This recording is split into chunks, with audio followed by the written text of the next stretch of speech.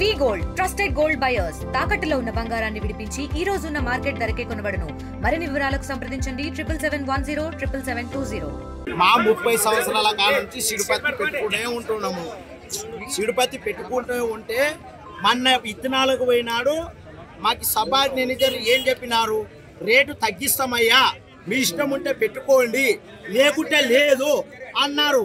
Okay ready, మాకు ఇష్టం ఉంటే పెట్టుకుంటాం, లేకుంటే లేదని విత్తనాలు తెచ్చి ఇచ్చినారు. మాకు తెచ్చి ఇచ్చిన తర్వాత ఏం చేసినారు, 50 రోజులకి పెరికేయాలా, ఎకరకి 2 క్వింటాలు తీసుకుంటాము.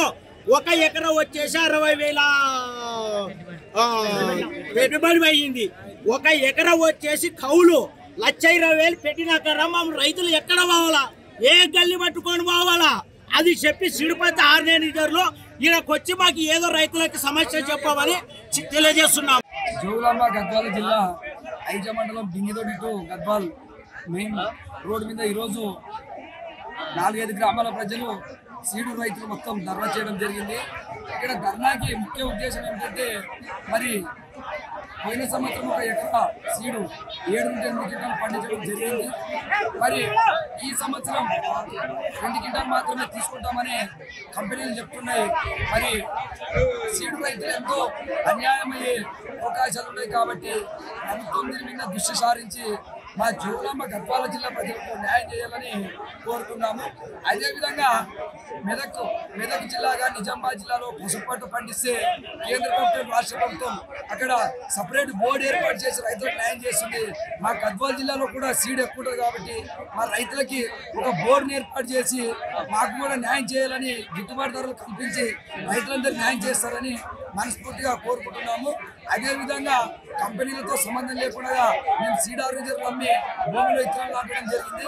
ఈరోజు సీడ్ ఆర్గనైజర్లు మమ్మల్ని నట్టేయటం ఉంచే విధంగా ఎకరాకు 2 క్వింటాలు మాత్రమే తీసుకుంటామని చెప్తున్నారు.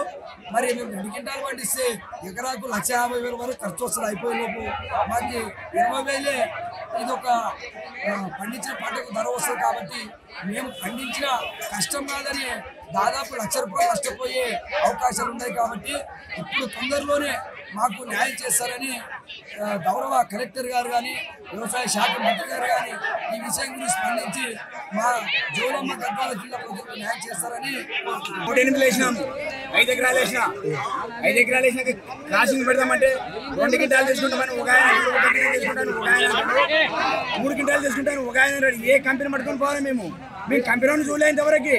మాకు 6 గంటలు వెళ్ళే లెక్క, మాకు కంపెనీ వాడు ఎవడని తెలియదు. మాకు మామూలు ఏయనక పగలనక పురగనక పుట్టనక చెమట వెలిగింది. మాకు కష్టం, వాళ్ళకి చెమట, మాకు కోట్లు సంపాదించుకున్నారు. ఈరోజు నష్టపరిహారం కట్టడానికి ఏమైంది వాళ్ళ బాధ? నష్టపరిహారం కంపెనీ మేము చెప్తున్నారు. ఆ కంపెనీడు ఇట్లా, ఈ కంపెనీడు ఇది అని చెప్తారు. మాకు రైతులు 6 గంటలు రావాలి. 6 గంటలు వస్తేనే మాకు పని న్యాయం జరుగుతుంది. 6 గంటలు ఖచ్చితంగా రావాలి, న్యాయం జరుగుతుంది. ఎకరానికి కౌలుదారులు కౌలు వేసుకున్న రైతులు ఇక్కడ 100 మంది ఉంటారు. చేనులు సొంతం చేనులు ఉన్న వాళ్ళు 50 మంది ఉంటారు. అయితే 100 మందిలే కౌలుదారులే 50 మంది ఉంటారు. 50 మంది అయితే వాళ్ళ పెట్టుబడి ఏమి, వాళ్ళ పిల్లలు ఏమి, చేనులో పోతే చూస్తే వాళ్ళ ఆరికెరి పెట్టిన గుమ్మస్తలు, ఆ గుమ్మస్తలు ఉన్న చేనపోతున్నారు. వాళ్ళు సన్న పిల్లల్ని పెట్టుకొని వాళ్ళు ఈరోజు కలుపులు తీసుకుంటా కన్నే చేసుకున్న చేనులని ఈ తేదీకి వచ్చిన చేను పెరికేయమంటున్నారు. పెరికేయాలనేది కాదని 1 ఎకరకి 1 ఆర్గనైజర్లు 1 క్వింటా తీసుకుంటా అంటున్నాడు. ఇంకో ఆర్గనైజర్ ఏమని చెప్తున్నాడంటే 2 క్వింటాలు తీసుకుంటా, బేసారం ఆగు, శుక్రవారం ఆగు, పైనుంచి మాకు ఇంకా వచ్చి లేదు అని ఆర్గనైజర్ చెప్పడం జరుగుతుంది. అయితే మేము డబ్బులు మీకు పెట్టుబడికి ఇయ్యము అని చెప్తున్నారు. అయితే కౌలుదారుడు వేసుకున్నవాడు, సొంతం చేయని వేసుకున్నవాడు నష్టమే కదా. కౌలుదారుడు ఎక్కడి నుంచి తెచ్చుకోవాలి? కౌలుకి చేయడానికి ఆర్గనైజర్లు అయితే తెలియదా? మీకు పైన కంపెనీ ఇంతవరకు చూడలేదు, కంపెనీ ఎప్పుడు చూడలేదు. ఆర్గనైజర్ మాకు ఇచ్చినది, మాకు ఫస్ట్ అదే విత్తనాలు ఇచ్చేటప్పుడు మామైతే డబ్బులు ఇయ్యము, కౌలు వేసుకున్న వాళ్ళకి ఇవ్వమని చెప్పింటే అయిపోయాయి కదా. వాళ్ళు ఈరోజు కోట్లకు అధిపతి మిడిగి కోట్లకు పడిగలేసి ఆశలు కొనేసి రైతులవి ఆక్రమించుకున్న వాళ్ళు ఉన్నారు. ఆక్రమించుకొని ఉన్న వాళ్ళ ఆస్తులు కొనేసిన వాళ్ళు ఉన్నారు. వాళ్ళు కొనేసి ఈరోజు ఏం చేస్తున్నారు, వాళ్ళ చేనులో కౌలుకి వేసినారు. రైతులకి వాళ్ళ చేనులో రైతులు కౌలుకి వేసి 50,000తో సహా డబ్బులు ఇప్పించుకున్నారు. డబ్బులు ఇప్పించుకొని వాడు 360 రోజులకి 1 రోజుకి వడ్డీ అన్నట్టు 5 రూపాయల బిల్లు అన్నట్టు లెక్క చేసినాడు. ఆర్కే రీజర్లు వానియాలు ఇవాళ లెక్క చేసుకొని ఈ రోజు రైతులు యాసరు అరకే ఎందుకు గురువు చెప్పండి. దీని ఒక 4 క్వింటాలు అన్నారు, సరే అన్నాం. లాస్ట్కి 400 తీసుకుంటామన్నారు, అది సరే అట్ట కూడా మండిస్తాం తీసుకోండి అన్నాం. అది ఈ రోజు మళ్ళీ దిగి వచ్చినారు వాళ్ళు. ఇదేం ఆర్కేది రోడ్లు అందరు చుట్టుముట్టే ఉన్నారు. ఇక్కడ అందరు కలిస్తే 3-5 కిలోమీటర్ల దూరం ఉన్నారు రోడ్లు. తెలుగులో న్యూస్ కి ఫాస్టెస్ట్ యాప్ ఇప్పుడు టోటలీ న్యూ అవతార్లో జస్ట్ 5 seconds లో కంప్లీట్ న్యూస్. సోషల్ మీడియాలో ట్రెండ్స్ కి వన్ స్టాప్ సొల్యూషన్.